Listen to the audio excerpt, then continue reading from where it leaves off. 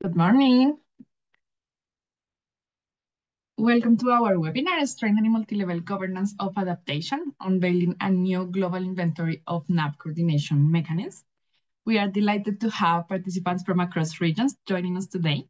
My name is Angela Prias, and I'm a policy advisor for the NAP Global Network, and I will be co-moderating today's session with my colleague, Mauricio Luna. To get us started, here are a few housekeeping points. We invite everyone to introduce themselves in the chat. Please share your name, organization, and where you are joining from. We will have a simultaneous interpretation from Portuguese and Spanish into English. And this session will be recorded and the video will be available after the event on the NAP Global Network website. Lastly, if you have any questions, comments, or technical issues, please use the chat box and our colleague Sarah will be happy to help you. Okay, so today's webinar is organized by the NAP Global Network. For those who may be joining us for the first time, here is a brief introduction. The NAP-GN was created in 2014 to support and developing countries in advancing their NAP processes and help accelerate adaptation efforts around the world. We do this by facilitating South-South peer learning, supporting national level action on NAP processes, and generating and sharing knowledge on effective and inclusive approaches to adaptation planning. Here is a quick look at our agenda for today. We will begin with the presentation from Mauricio Luna from the NAP-GN, who will unveil the global inventory of multi-level governance coordination mechanisms in NAP processes. Next, we'll hear from the Ministry of Environment and Climate Change of Brazil as host of COP30, followed by a panel discussion featuring experiences from Peru and Liberia. And we'll close with a brief Q&A session and final reflections. And with that, Mauricio, the floor is yours.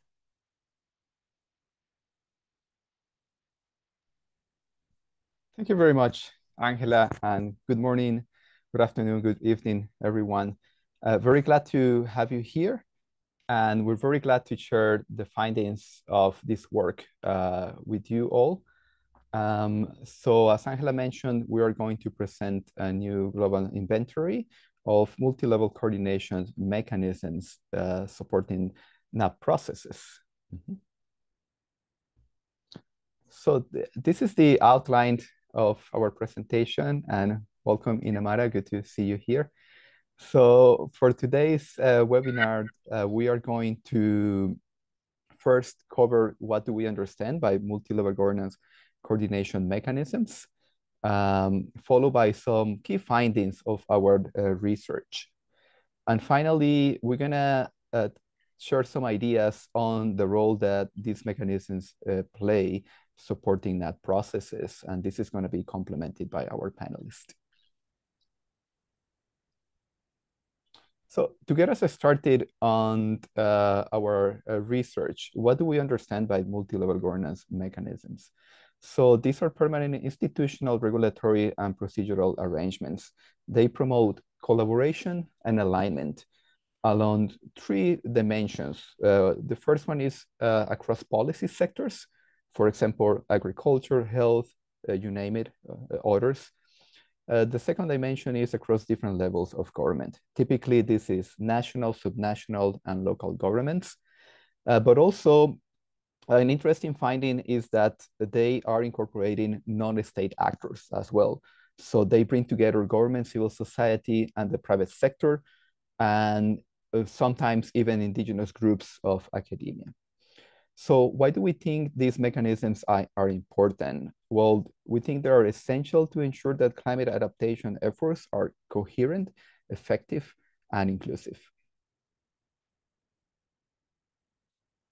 So for this global inventory, we use two selection criteria. The first one being that these are permanent mechanisms that are present in developing countries, global South countries, that have submitted their NAP document to the UNFCCC. And the second criteria is that they are officially mandated by national sovereign governments as coordination and or advisory bodies on climate change policy. An important note to mention is that this list of mechanisms is non-comprehensive. So for example, mechanisms that do not fulfill these criteria were not included. And this also relates to project-specific mechanisms, which are not part of this assessment. Now, moving into the typology, these mechanisms were classified along two elements. The first one is the type of mechanism. And this is according to the scope of their responsibilities. This one is pretty straightforward. We came across mechanisms that are climate exclusive. So they deal with mitigation, adaptation, or even loss and damage. And they typically have climate change in their name. But we also came across non-climate exclusive mechanisms. And these ones cover a broader umbrella of issues, for example, sustainable development. And they also include climate change. Typically, countries use existing mechanisms to deal with climate-related issues. And the second element for our typology is the type of coordination. And this connects to the range of actors involved. And this is where things get very interesting, because we can speak of those mechanisms that include vertical coordination. This is across scales. Also, other mechanisms that have horizontal coordination across sectors, or multi-actor, which is different stakeholders, including state and non-state actors. Another element that we incorporated is a multidimensional type of mechanism. And these ones typically include two of the above. For example, there are horizontal coordination mechanisms with vertical coordination, or horizontal with multi-actor elements, or all of the above. And as you are going to see when we shared some of the findings, most of the mechanisms are either horizontal or multidimensional across the world. So this is one of the key findings that we wanted to share with you. 85% of the mechanisms, 85% of the countries we analyze have a mechanism in place. So the great majority. And this finding comes out of our analysis of 60 countries that have submitted their NAP document to the UNFCCC as of March 31st, 2025. And out of those 60, 51 countries had created a permanent mechanism that fulfilled our criteria. And Brazil, Peru, and Liberia, which we're gonna hear from in a few minutes, are part of these countries that represent that 85%. Another key finding that we wanted to share with you is the evolution or the creation of these mechanisms over time.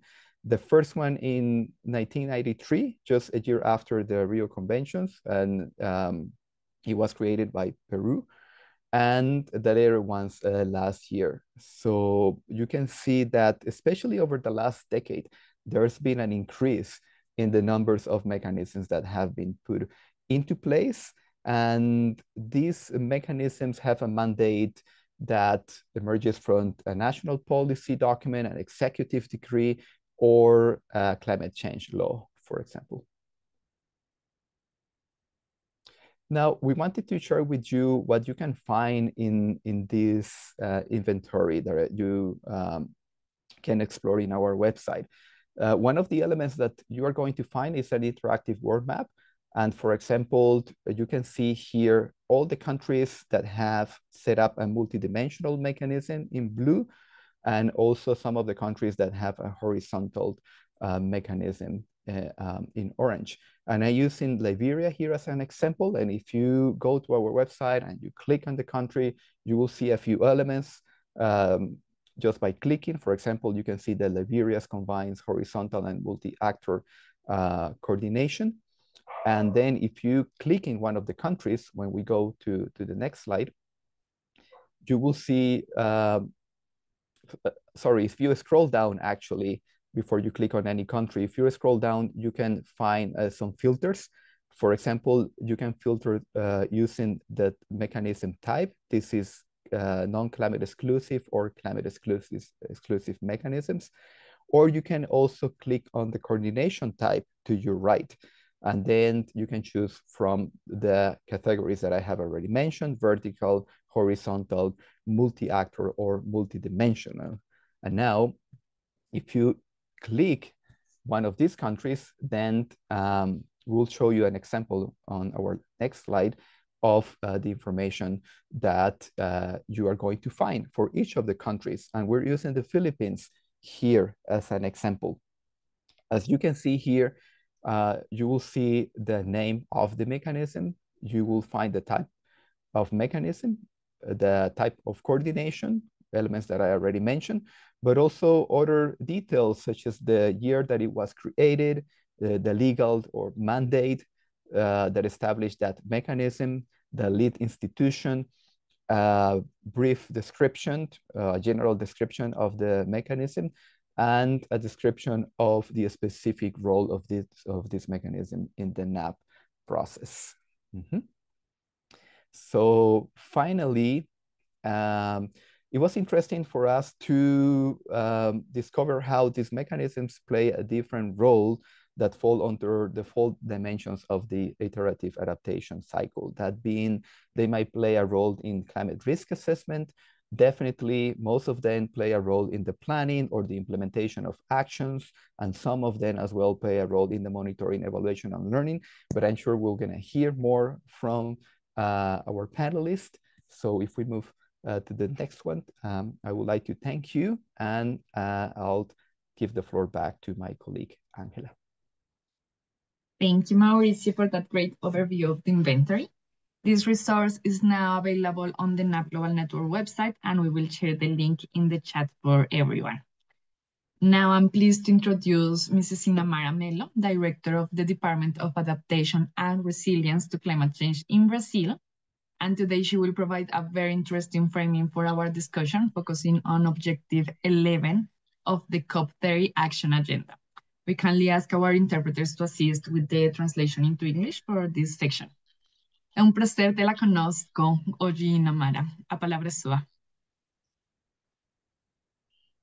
Muito obrigada, Ângela, muito obrigada ao Maurício. Nós queremos aqui agradecer à NEP Global Network por esse gentil convite e que a gente possa também compartilhar com vocês aquilo que é a proposta do governo brasileiro para a agenda de ação. E fiquei bastante contente em conhecer o trabalho de vocês, porque ele tem uma grande sinergia, aquilo que o Brasil tem pensado e desenvolvido para a implementação de seus compromissos climáticos.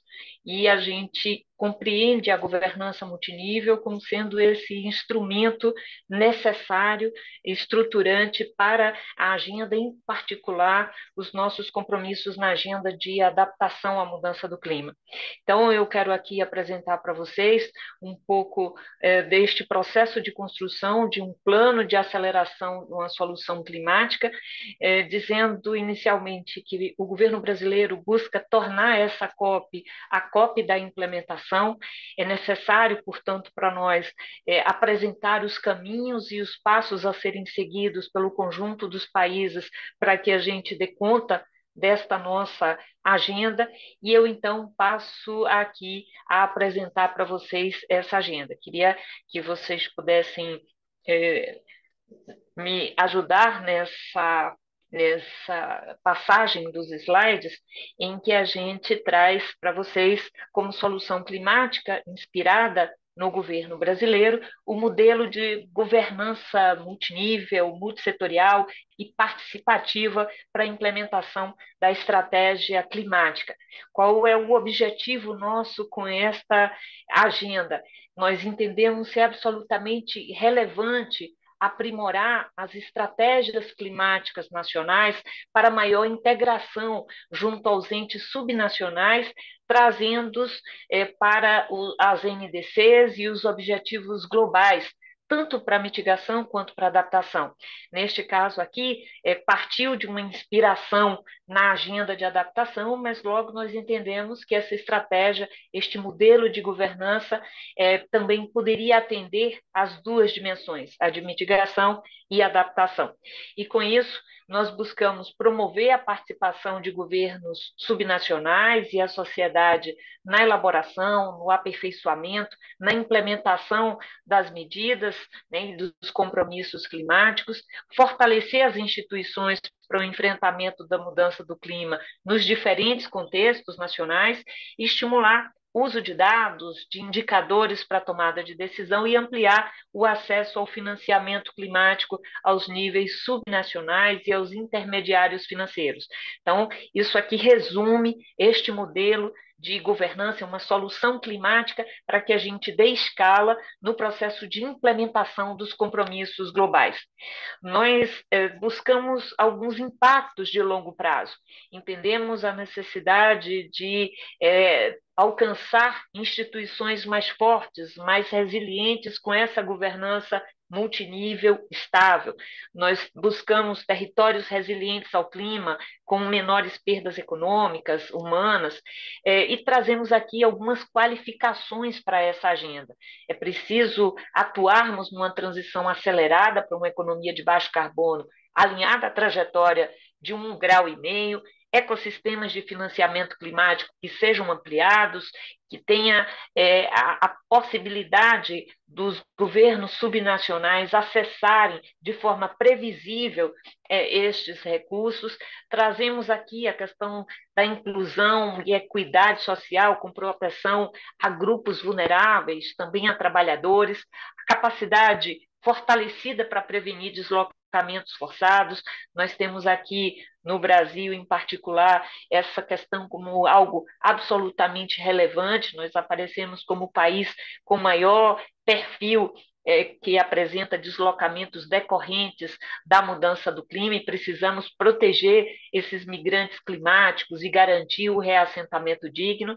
Também trazemos como proposta a cultura de um conhecimento e inovação institucionalizada na formulação de políticas públicas, trazendo todos os governos de maneira integrada e, obviamente, maior confiança e legitimidade em uma governança climática, fortalecendo aí a liderança internacional e este debate, fortalecendo, portanto, o próprio multilateralismo. Nós acreditamos que esta solução climática ela se insere na COP desde dos próprios marcos globais do clima, né, do Acordo de Paris, o Global Stocktake, o próprio Objetivo Global de Adaptação, a agenda relacionada aos ODS, e nós temos um foco na implementação, o entendimento de que é preciso avançar, e este seria o caminho necessário para estruturar uma agenda consistente, em particular na agenda de adaptação à mudança do clima. E aqui, este modelo de solução ele acaba por estar em sinergia com instrumentos de governança multinível que já se apresentam neste diálogo internacional. Eu me refiro, em particular, a CHIMP, a coalizão CHIMP, que reúne os países que se comprometem com este arranjo político e técnico, né, de incorporar as contribuições subnacionais nas metas de cada país, de maneira a acelerar essa implementação.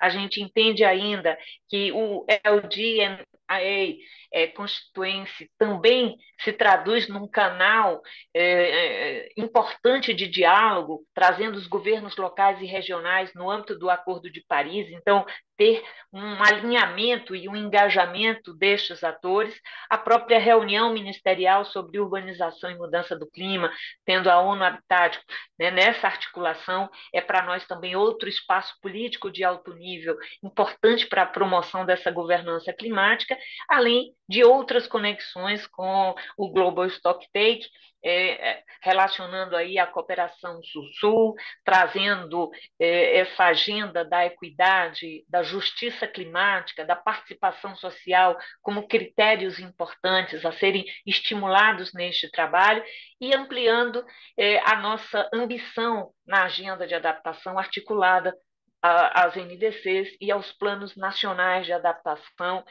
com foco também nas políticas setoriais. Então, essa é uma agenda bastante abrangente. E a gente vai tentar aqui traduzir para vocês, a partir da experiência brasileira, de que maneira nós gostaríamos de acelerar esta proposta de implementação da agenda de clima. Mas antes é preciso dizer que nós temos buscado e conseguido o apoio de várias iniciativas internacionais, de muitos atores que já se manifestaram oficialmente o seu interesse em apoiar este plano de aceleração de solução, quando foram consultados pela presidência da COP30. Nós temos diversos fundos internacionais e agências da ONU, organizações que atuam de forma relevante, significativa neste diálogo internacional. Aqui no Brasil foram muitas as iniciativas que se apresentaram para apoiar a solução, tanto no Brasil, ou que manifestaram interesse em se engajar no plano de aceleração, e temos ainda ampliado e buscado mais parceiros que estamos no diálogo para que mais instituições, organizações e países se engajem e assumam este plano de aceleração com este compromisso. E aqui, inclusive, eu externo mais uma vez o nosso desejo da NEP Global Network poder também ser uma das iniciativas internacionais a se apresentar como um parceiro relevante nesta nossa agenda. E aí eu passo a contar para vocês sobre de que maneira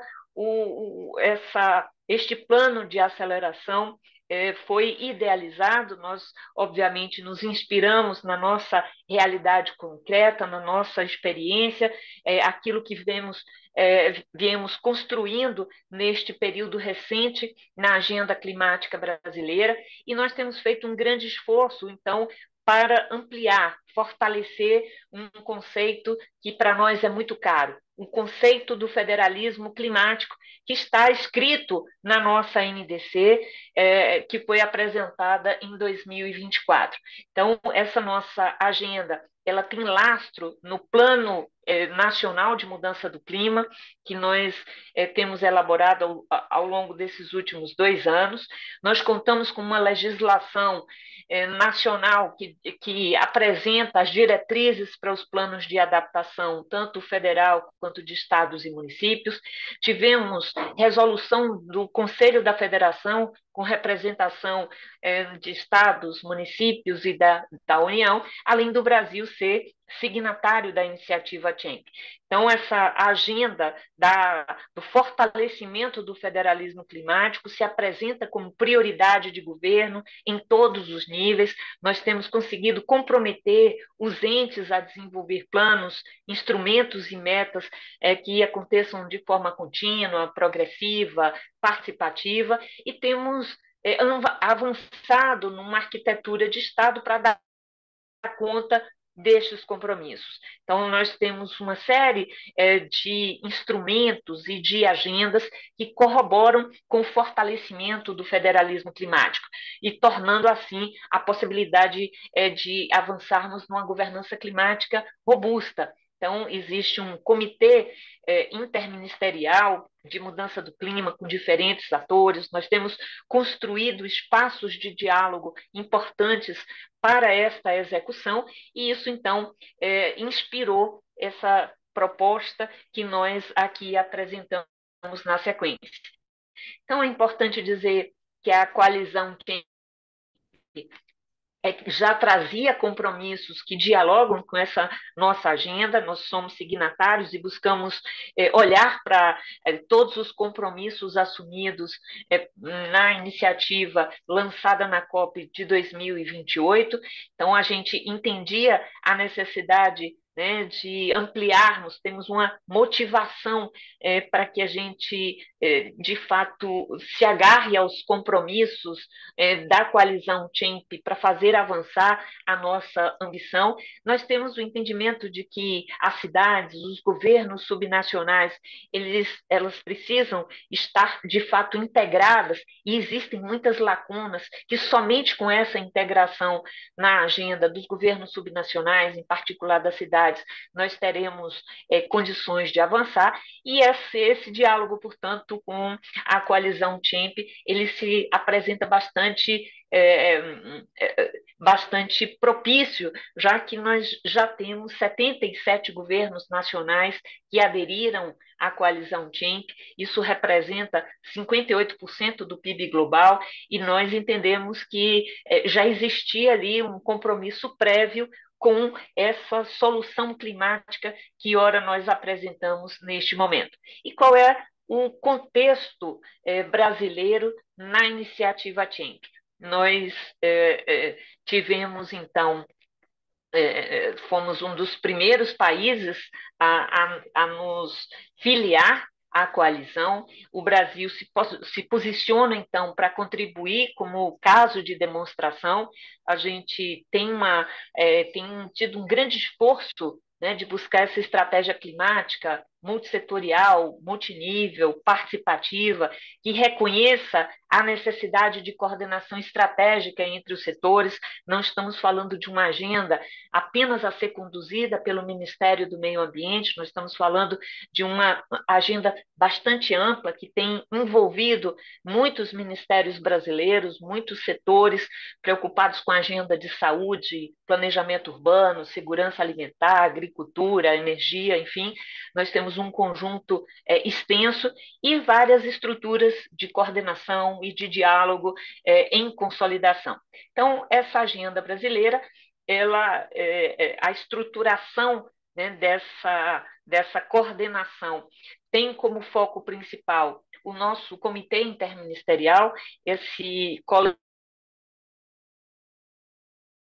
reúne 22 ministérios, nós temos ali câmaras de articulação federativa para a participação dos governos subnacionais, nós temos a Câmara de Participação Social com a mobilização tanto de setores econômicos quanto da sociedade civil, que tem acompanhado todo o processo de planejamento, de elaboração, também de monitoramento do nosso plano, a Câmara de Assessoramento Científico, em que a gente trouxe o extrato, né, da academia brasileira, da universidade, para contribuir com informações, evidências científicas no processo de formulação e também de implementação do nosso plano nacional. E a gente inovou trazendo um mecanismo de operacionalização do nosso Plano Nacional de Mudança do Clima. Eu aqui me refiro ao programa Cidades Verdes Resilientes, porque a gente entendia que não bastava ter uma política nacional estruturada, nós precisávamos, de forma integrada a estados e municípios, fazer com que este plano pudesse ser operacionalizado, tratando ali de apoio técnico, de mapeamento de riscos, de fomento a estudos diagnósticos, a capacitação, também um diálogo e um espaço de articulação para o acesso a financiamento, formas e instrumentos inovadores que poderiam ser pactuados entre os bancos nacionais de desenvolvimento e estados e municípios e também a União, isso tudo contando com parcerias internacionais, com a academia, com as instituições de fomento. Então, nós temos essa agenda que parte do Comitê Interministerial, mas que avança para o programa Cidades Verdes Resilientes. Eu peço para passar para o próximo slide.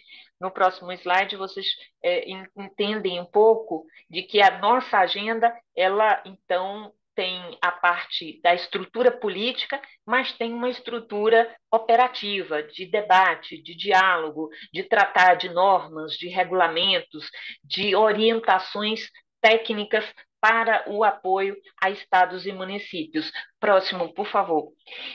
Também aqui eu quero destacar que o nosso Plano Nacional de Mudança do Clima, o nosso instrumento principal, que vai orientar a agenda climática até 2035, ele é um tanto complexo e envolveu muitos atores, muitos ministérios, foram muitas reuniões realizadas envolvendo os diversos segmentos, tanto da sociedade civil, do setor empresarial, quanto da academia, e nós temos a dimensão de mitigação com uma estratégia nacional própria, planos setoriais e uma robusta agenda para a estratégia de adaptação. Nós contamos aqui com 16 planos setoriais, aqui tanto voltados a setores econômicos, mas dialogando muito fortemente com uma agenda social. Então, a agenda de cidades, saúde, igualdade racial e combate ao racismo, segurança alimentar e nutricional. Então, são agendas, para nós, bastante caras num processo de enfrentamento à mudança do clima, dado o perfil do Brasil de enormes desigualdades regionais e intrarregionais, que fazem com que nós tenhamos alta vulnerabilidade num contexto de emergência climática. Então, aqui é nosso instrumento e a gente ainda conta com estratégias transversais que resguardam pontos importantes na implementação desse nosso instrumento. A questão da agenda de justiça climática e transição justa, de maneira a resguardar que todo o plano olhe para populações e grupos mais vulneráveis, uma agenda específica de meios de implementação, em que temos aqui a coordenação do nosso Ministério da Fazenda, de Planejamento, com a participação atenta dos nossos bancos de desenvolvimento, toda uma agenda de educação, capacitação, pesquisa, inovação, além da agenda de monitoramento, gestão, avaliação e transparência. Nós temos neste processo também a nossa agenda do Adapta Cidades. O Adapta Cidades, neste processo, foi constituído justamente para que a gente apoiasse, no âmbito do programa Cidades Verdes Resilientes, uma agenda de capacitação de estados e municípios.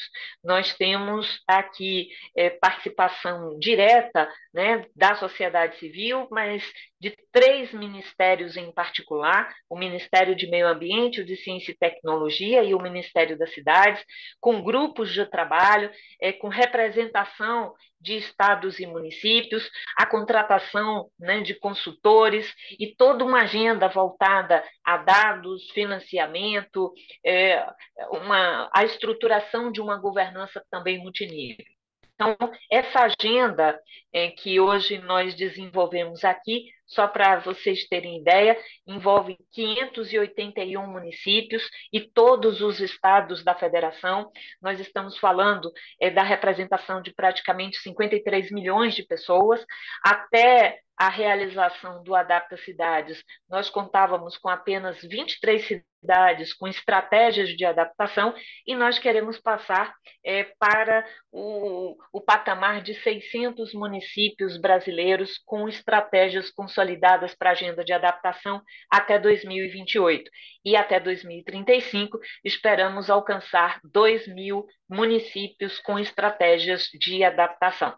Então, essa é uma agenda para nós bastante cara e, a partir disso, nós, então, trabalhamos com diretrizes nacionais e globais, né, a nossa NDC, o nosso Plano Nacional de Adaptação, que é parte do Plano Clima, arranjos multinível, que são diversos, envolvendo os diversos atores, redes de cidades, todos estão compondo este trabalho. Temos investido em dados, informações, na transferência de tecnologia para que essa agenda de fato aconteça. Nós contamos aqui com a plataforma Adapta Brasil, que disponibiliza dados e informações para que seja possível o diagnóstico e a tomada de decisão com informações validadas em plataformas oficiais, e nós temos tratado de meios de implementação aí de forma a combinar aquilo que consta no nosso orçamento, com novos mecanismos de financiamento, buscando também a cooperação internacional e buscando a possibilidade de ampliar a implementação da agenda. E prevemos também entregas locais com monitoramento, reporte e verificação. Então, essa é a estrutura deste modelo de governança multinível para o caso brasileiro. Mas aqui a gente não está falando do Brasil. Nós partimos, nos inspiramos do que entendemos necessário no contexto nacional e vamos adiante, então, para essa agenda, né, daquilo que é compromisso de muitos países que assinaram, que integraram a coalizão TIMP, e nós queremos partir do compromisso à ação. Nós entendemos que essa COP ela precisa acelerar essas agendas. Nós temos aqui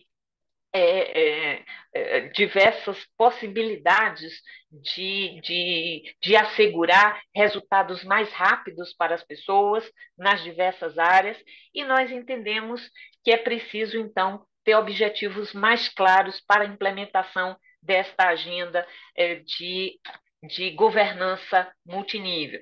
Eu peço para você passar rapidamente, por favor, mais um slide, e aqui a gente. Volte mais um. Obrigada. Passamos demais. Voltemos. Opa. Vamos aqui voltar. Pronto. Este aqui. O slide que trata do plano de aceleração, e nós temos aqui como objetivo comprometer governos nacionais com a integração dos entes subnacionais nas estratégias climáticas, alinhada às ações nos territórios, aos compromissos globais.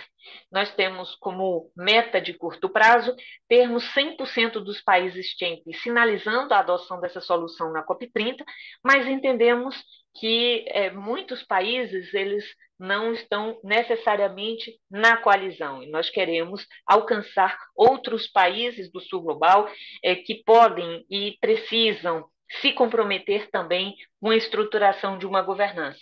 Nesse sentido, a gente sinaliza aqui algumas barreiras para a implementação da solução, buscando aqui também apresentar os caminhos possíveis para preencher essas lacunas. Nós identificamos neste trabalho que é comum a muitos países, a grande maioria, a ausência de mecanismos de articulação e coordenação entre os níveis de governo.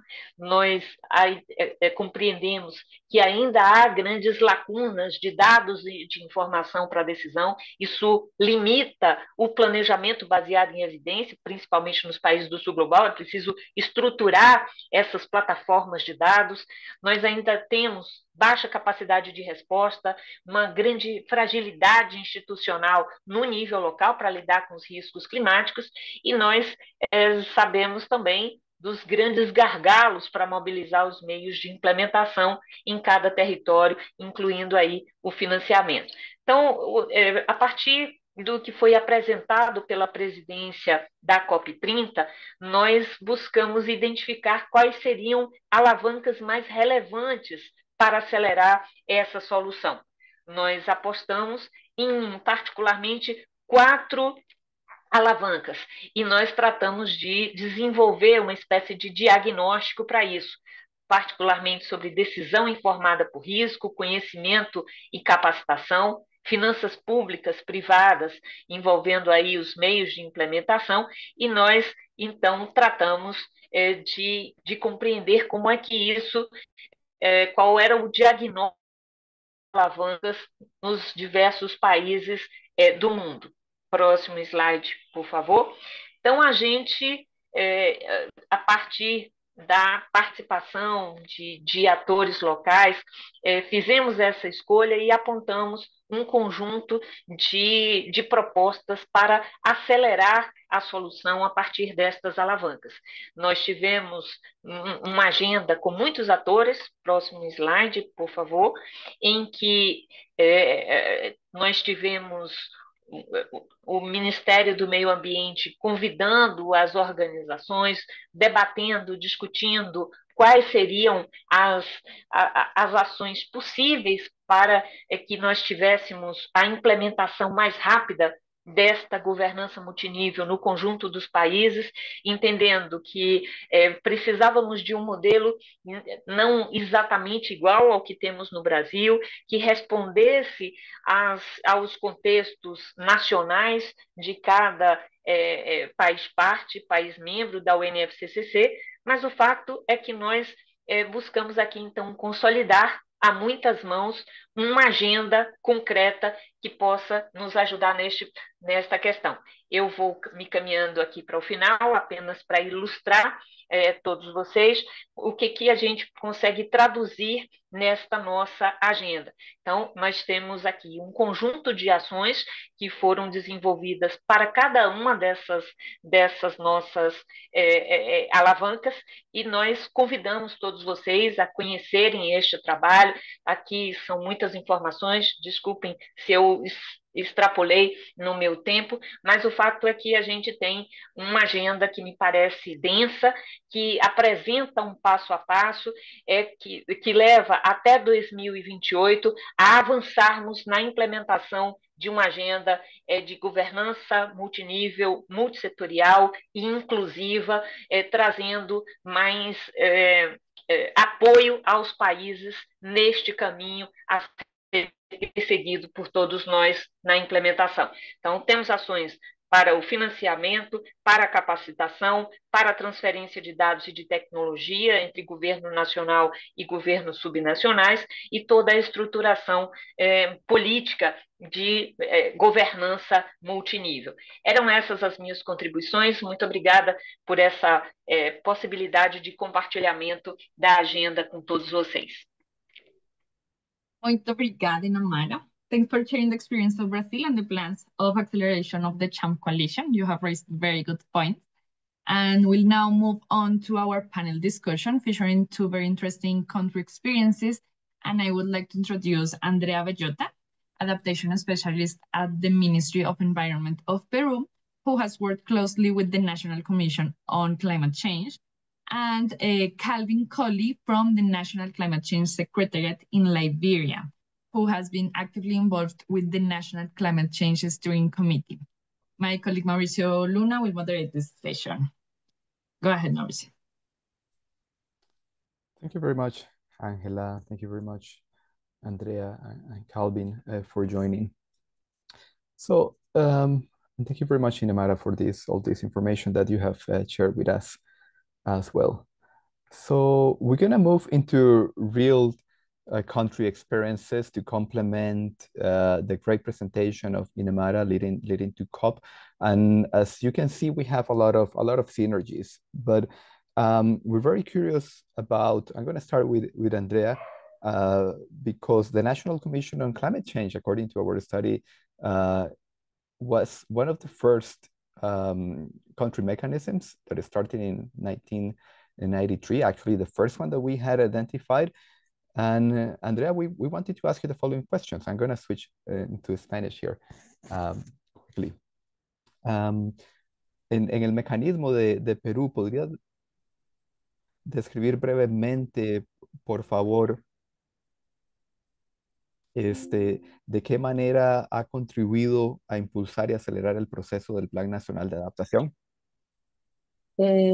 Sí, bueno, quisiera empezar por explicar un poquito cómo funciona el mecanismo, ¿no? Como dices, es muy antiguo, ha tenido sus ajustes en el tiempo, y en el 2018, me parece, tuvo sus modificaciones, y se adhirió a la Ley Marco de Cambio Climático. Entonces, como ya está respaldado por la ley actual de cambio climático, ¿no? Y se trata básicamente de un espacio permanente de diálogo que reúne a representantes del Estado, ¿no? De diferentes sectores. Economía, agricultura, producción, entre otros. Tenemos 19 ministerios. También reúne a los gobiernos regionales y locales. Esto por parte del Estado, ¿no? Y también ha reunido a grupos de la sociedad civil. Le llamamos nosotros grupos de interés, que son los que principalmente buscan trabajar en acción climática. Tenemos a las ONGs, la academia, el sector privado, jóvenes, pueblos indígenas y organizaciones de mujeres. Entonces, el objetivo de este mecanismo es articular esfuerzos, compartir información y también hacerle seguimiento a los compromisos internacionales. Entonces, aquí es donde pues se articula con el proceso del NAP, ¿no? Porque a las reuniones que se ha tenido en su momento con los grupos técnicos ha permitido consensuar y priorizar las áreas temáticas que se ha elegido inicialmente en la Política Nacional de Adaptación. Es así que inicialmente hemos empezado con 5 áreas temáticas que se han priorizado, pero gracias a la deliberación con esta comisión que hemos elegido inicialmente, agricultura, salud, pesca, agua y bosques, porque la mayoría de estos grupos implicados trabajaban o estaban fuertemente vinculados con esta área temática. Bueno, entonces la presidencia de este grupo la tiene el Ministerio del Ambiente y justamente la Secretaría Técnica está en la Dirección de Cambio Climático, que se encarga de hacer las convocatorias, a reunir a todos los sectores para que puedan sostener las reuniones, ¿no? Entonces, hay un reglamento interno, las decisiones se llevan por votación de los que están reunidos en el momento, ¿no? Y se lleva por mayoría y trabajan bajo un plan de trabajo. Entonces, esto también permite que sea organizado y no improvisado, ¿no? Eso. Muchísimas gracias. Thank you very much, Andrea. And what I really like about what you share with us is that it shows the evolution, how these mechanisms evolve over time. And as you will mention, it has been adjusted to incorporate different sectors, for example. And Calvin, thank you very much for joining us from Liberia. And I would like to ask you a similar question. If you can briefly describe the mechanism of Liberia and then tell us a little bit how it has evolved, how it has contributed to the NAT process. All right, thank you so much. It's a privilege to be on this platform. I'd like to recognize my colleague from Liberia, Mr. Atta Becker, who is the director for multilateral environment agreement at the Environmental Protection Agency. Liberia has come a long way relative to climate governance, multi-level climate governance.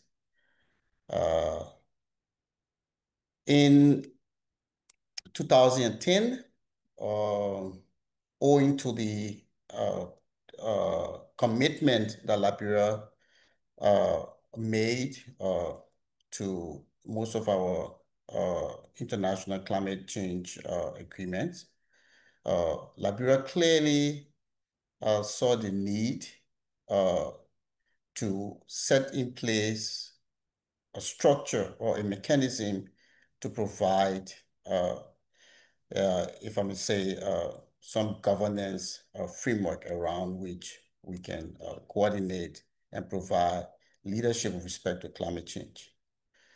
Also, owing to the fact that climate change exerts impact on all sectors of society, the president in 2010 established the National Climate Change Steering Committee.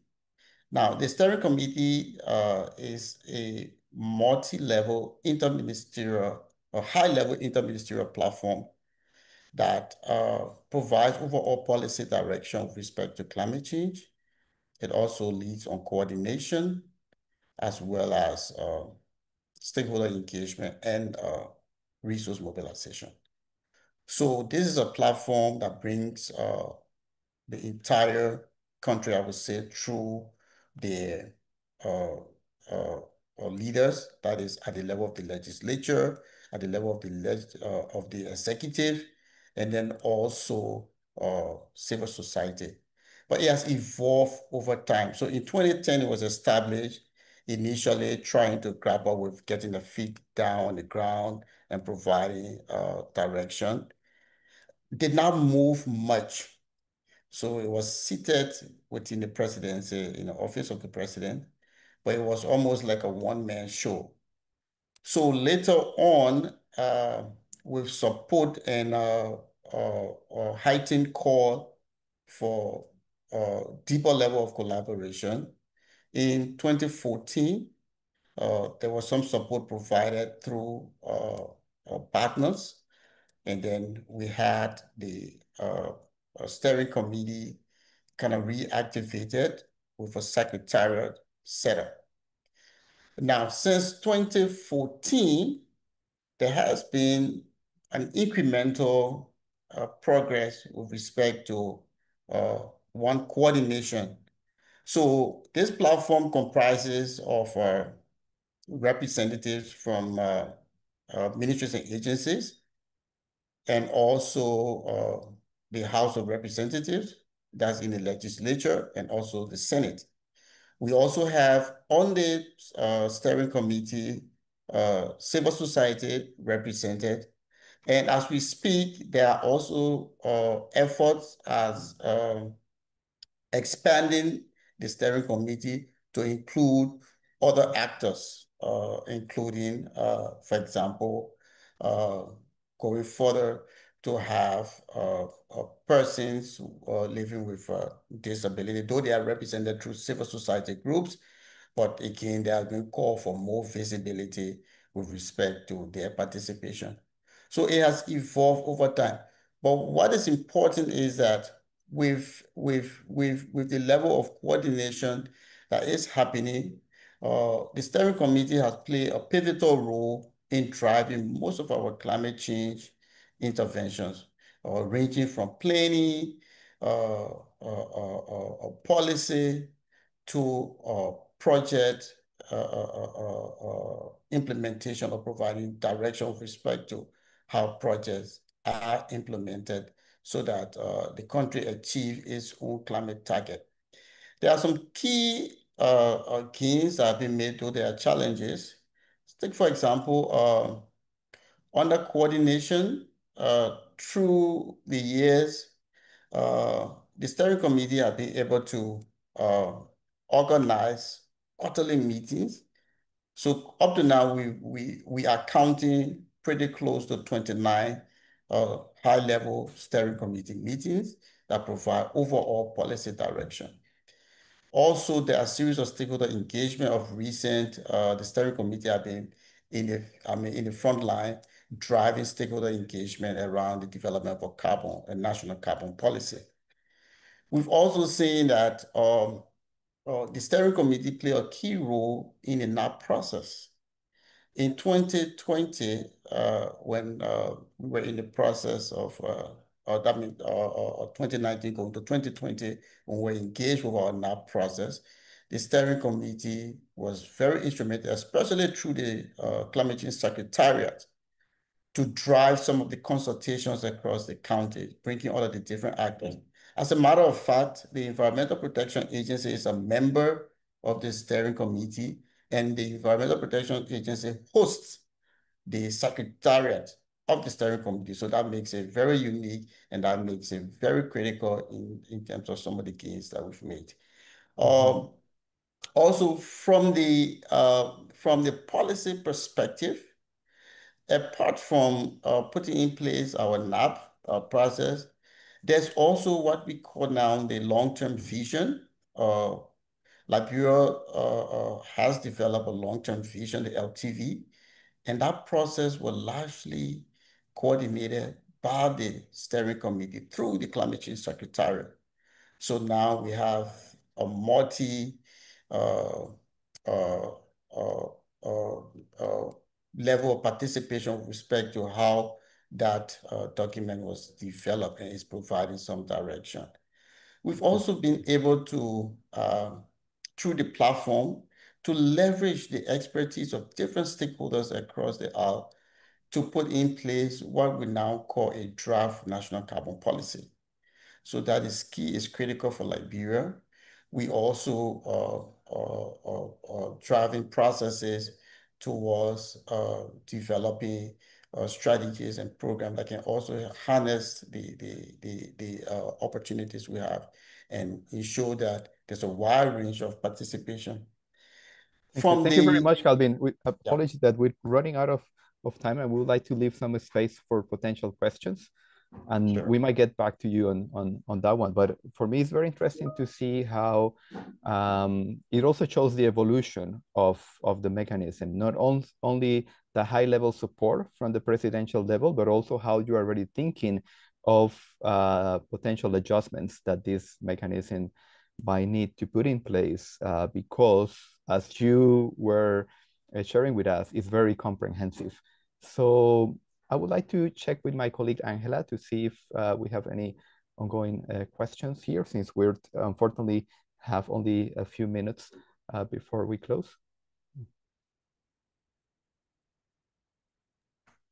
Yeah, we will now open the floor for questions. So please feel free to type them in the chat box. And while you are doing so, I would like to invite Jausa to share a little bit about an ongoing process, because we have heard from countries with several years of experience implementing this coordination mechanism, but it would be also interesting to hear from a country that is currently in the process of establishing one.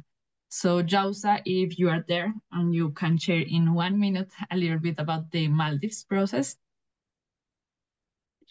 Yeah, thank you for the opportunity. I think we are currently in the process of finalizing our vertical and horizontal integration in the NEP process.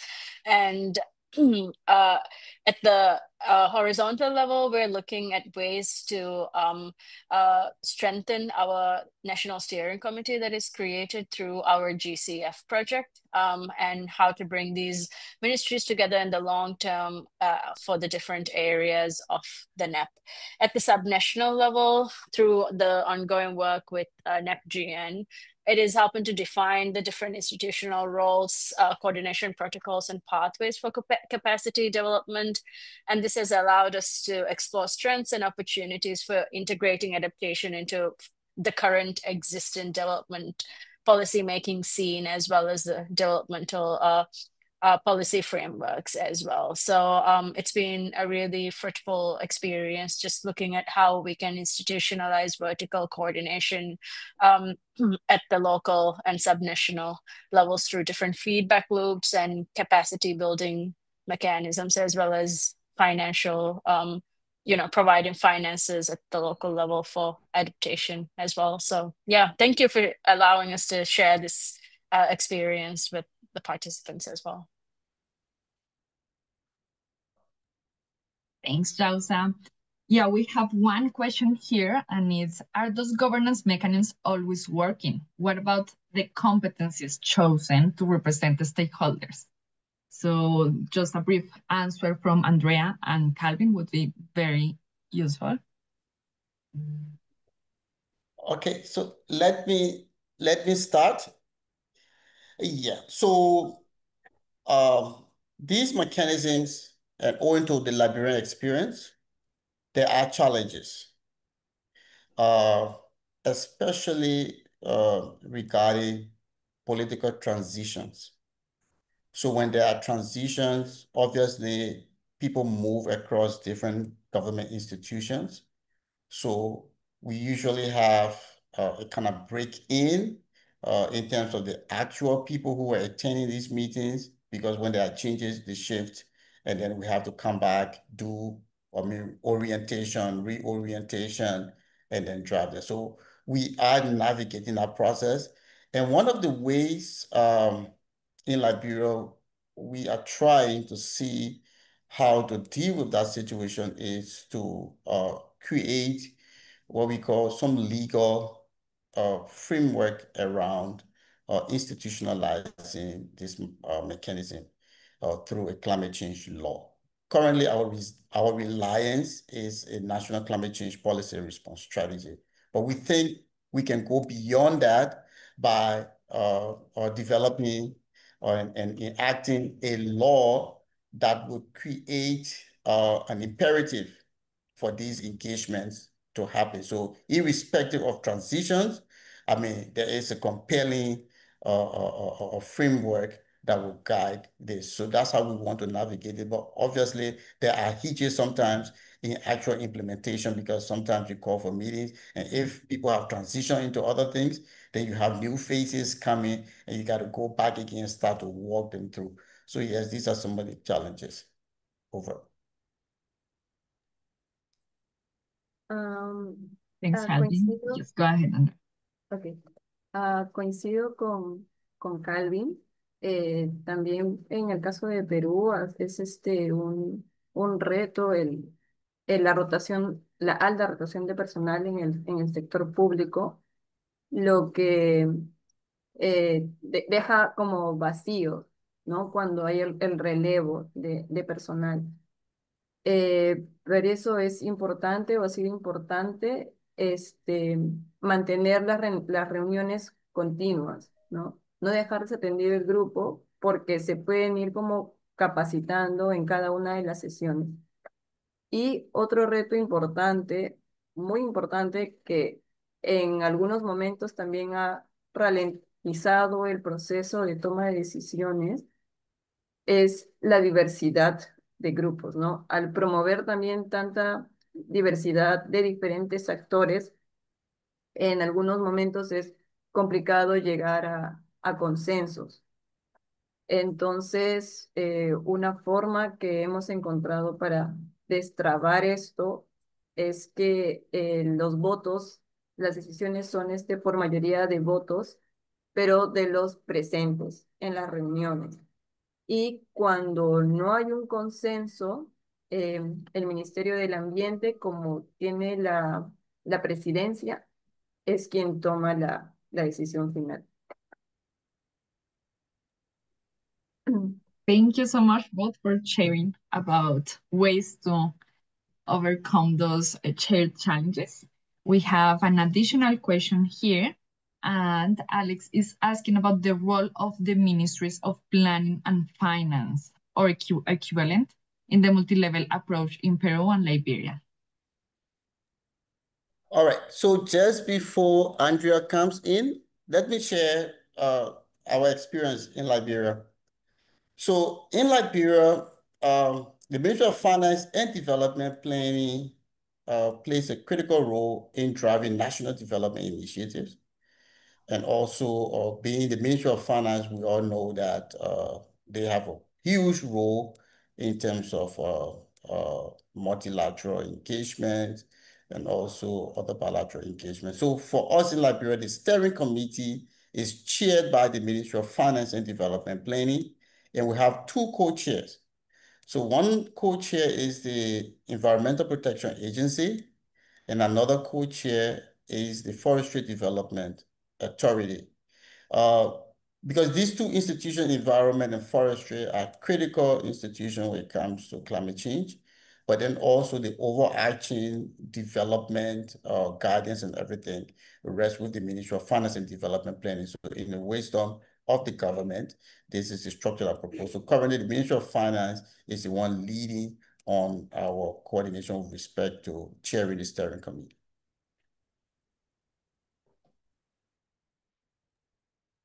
Thanks, Calvin. Andrea, anything to add on that? ¿Me podrías repetir la pregunta Sí, claro que sí, es sobre el rol de los ministerios de planeación y finanzas en ese enfoque multinivel en Perú? El Ministerio de Economía y Finanzas también tiene participación en esta Comisión Nacional de Cambio Climático, que es el mecanismo, pero solo, bueno, tienen sus representantes, pero aportan ideas, ¿no? Em, no hay tanta, o sea, los representantes como no tienen tanta injerencia, ¿no? Para poder, por ejemplo, atraer fondos para temas de acción climática. Eso se ve como más, a- en cuanto a la política nacional, ¿no? O sea, tiene que venir como desde políticas más altas, depende de las prioridades nacionales. Básicamente, el presupuesto que se pueda asignar para temas de acción climática. Gracias, Andrea. Thanks, everyone. I think we have maybe 30 seconds each if we want to provide a final remark, a lesson learned that we want to highlight. So, Inamara, if you want to get started, and then Andrea and Calvin, and then we will wrap up. And thanks to all of the participants who have continued here. Muito obrigada, Ângela. A minha fala aqui final busca tão somente apresentar para vocês que nosso plano de aceleração de solução de um modelo de governança climática e multinível está aberto à adesão de todas as instituições e países. Nós gostaríamos muito de contar com vocês, não apenas aqueles que já integram a iniciativa, a coalizão CHAMP, mas, para além disso, todos os países que têm interesse em serem apoiados e têm o compromisso na implementação de sua agenda de clima, de seus compromissos climáticos, por meio de uma governança multinível e multissetorial estruturada. Então, é possível nos apresentar esta adesão. Até a COP30 nós teremos o lançamento e gostaríamos de contar com a rede aqui da NEP Global Network para que a gente pudesse fazer chegar a todos vocês as informações acerca deste plano de aceleração de solução. Nós acreditamos na necessidade de trabalharmos em rede, de trabalharmos de forma coordenada, apoiando mutuamente os países para que eles integrem os governos subnacionais na implementação de seus compromissos climáticos. Então, nós queremos aqui também, desde já, dizer que nós esperamos realizar uma grande e inesquecível COP em Belém. Esperamos encontrar com muitos de vocês no próximo mês e teremos uma enorme satisfação em poder trabalhar juntos para a aceleração de uma solução climática que busca rever muitas das lacunas e barreiras que nós encontramos para a implementação dos compromissos, em particular na agenda de adaptação à mudança do clima. Então, muitíssimo obrigada por essa oportunidade e a gente espera a todos na COP30 em Belém. Obrigada, Inamara. Calvin, very briefly, one takeaway.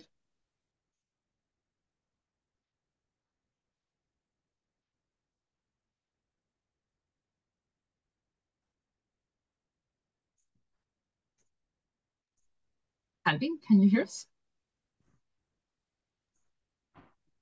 All right, so I think as we draw this to a conclusion, I just like to say thank you. Liberia is very ambitious in terms of what we can do as a country towards our climate commitment. Liberia also holds it dearly with the leadership of the steering committee, especially the executive director of the Environmental Protection Agency, who's championing the cause and creating and waving the flag of Liberia high. And we hope to make a very good presentation at COP. We think that this is something that we cherish, and we also appreciate our colleagues, our listening audience, that we will keep the torch burning, we will keep engaged, and we'll be happy to work with all of our different actors, of our supporters, those who share, we share, the same situation, and we think together we can make a great success with respect to climate action. Just to quickly address one question that came in late, talking about the role of the Ministry of Foreign Affairs. We think engagement with foreign affairs of late, there are discussions to include foreign affairs in most of our engagement. We think it's important, and we are making progress at the level of the steering committee to make sure we revise our current strategy to involve other actors. But we'd like to say thank you. Thanks to all of you, my fellow panelists. Again, we hope that the Liberian delegation at COP this year will make a tremendous case. And we want to use this opportunity to welcome you. Liberia will be hosting a pavilion. So if you at COP, please come and see the amazing things we're doing in Liberia. And we encourage you to come and just share. We can share our experience with you. Thank you. Thanks, Calvin. Any final comments, Andrea, very briefly? Sí, bueno, yo quería cerrar mencionando que desde la experiencia de Perú hemos aprendido que la coordinación efectiva para adaptación climática requiere de 4 pilares importantes, que es una institucionalidad sólida, información compartida y accesible para todos los actores, lo que eso genera también una participación inclusiva y alinearlo a políticas o que exista un alineamiento entre políticas y financiamiento. Y finalmente decir que el desafío no es solo técnico, sino es también político y cultural, porque estos procesos requieren de mucha confianza, ¿no? Sobre todo por parte de las poblaciones indígenas, que al principio es un poco complicado obtener información por parte de ellos. Entonces eso requiere un trabajo constante y de confianza, una colaboración continua y una visión a largo plazo, ¿no? Entre todos los niveles de Estado y la sociedad. Entonces, gracias por la oportunidad y si tienen alguna otra consulta que se pueden escribir.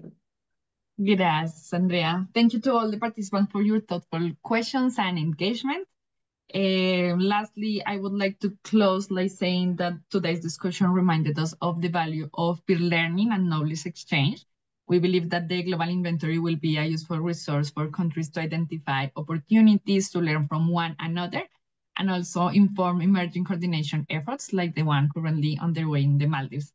So once again, thank you to all our speakers and participants, and we wish you a wonderful rest of your day.